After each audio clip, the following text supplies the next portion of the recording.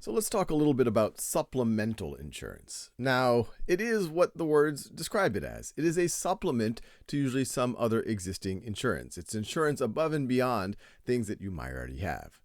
So there's a lot of examples of supplemental insurance, but they usually try to cover specific things that you might worry about. For example, there might be mortgage payoff life insurance.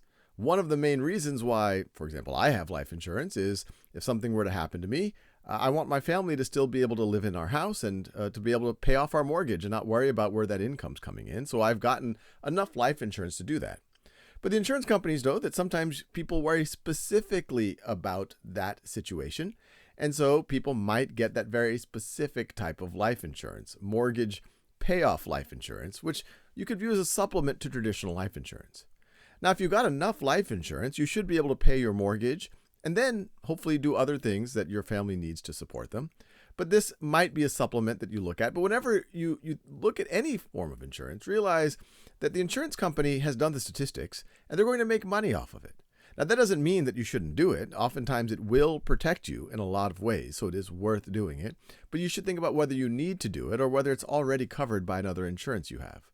Another example is car insurance. You might have comprehensive car insurance already, where if the car not only gets in an accident, but if it's stolen, if a tree falls on it, the insurance company will pay you the cash value of the car. And so if you wanted, you could go and get another used car just like that.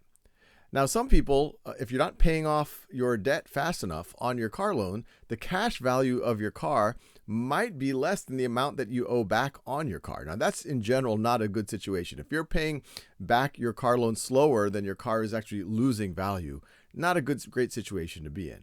But a lot of folks wouldn't want to get money from an insurance company for, say, a car got totaled, and it still can't even pay back the total loan available on the car. So they have things like auto loan payoff car insurance, which you could view as a supplement to traditional insurance.